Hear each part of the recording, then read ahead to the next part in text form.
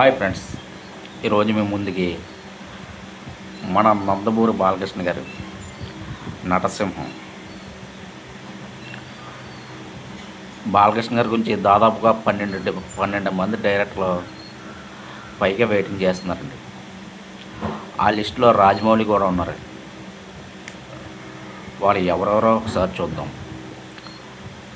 ముందుగా NBK 111 Gopichand మనలైన already తీస్తున్న start అయిపోయింది.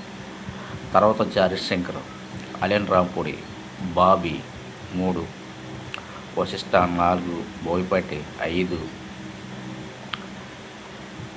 సరిపోత శనివారం సినిమా తీసినాడు డైరెక్టర్ ఆత్రేయ ఏదో పేరు 6, రాజమౌళి 7, శ్రీనివాస్ త్రివిక్రమ్ శ్రీనివాస్ 8, పూరి జగన్నాథ్ 9,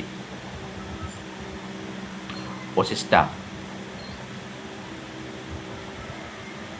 కాదు మన Marco director, mass director. Vashishta పేరు చెప్పేస్తాం ఆల్రెడీ.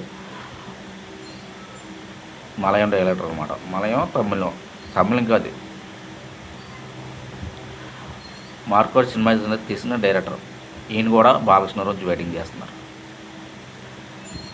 10 ఈ విధంగా 10, 11, 12 మంది డైరెక్టర్లు బాలకృష్ణ గురించి లైన్లో నిలబడారండి.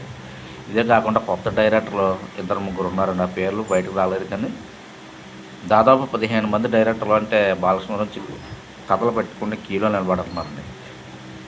ఇది బాలకృష్ణ గారి గురించి లేకపోతే వాళ్ళ అబ్బాయి గురించి సింబాయిన నందమూరి మోక్షజ్ఞానం గురించా అన్నది చాలామంది ఆశ్చర్యపోతున్నారు. కానీ తెలిసింది ఏంటంటే నందమూరి బాలకృష్ణ గారి గురించే వీళ్ళందరూ వెయిటింగ్. ఎందుకంటే ప్రజెంట్ బాలకృష్ణ గారికి రెమ్యునరేషన్ తక్కువ, మార్కెట్ ఎక్కువ. తీసిన నిర్మాతలకు లాభాలు వస్తున్నాయి. సినిమా హిట్ అయినా పట్టైనా మినిమం గ్యారెంటీగా మారిపోయింది. నిర్మాతలకి లాభాలు వస్తున్నాయి. 100 కోట్ల పైగా లాభాలు వచ్చేస్తున్నాయండి. 100 కోట్లు ఎవరో వదులుకోరు కదా. సినిమా బ్లాక్ బస్టర్ టాకు దగ్గర ఆల్ టైమ్ ఇండస్ట్రీ ఇట్లు వచ్చినా సరే పెద్దగా లాభాలు రావట్లేదు. నిర్మాతలు లాస్లోనే ఉంటున్నారు. మన చిరంజీవి గారి సినిమా పండగకి వచ్చిందండి, మనశంకర వరప్రసాద్. దాదాపు 300 కోట్ల పైగా గ్రాస్ వచ్చిందని చాలామంది చెప్తున్నారు.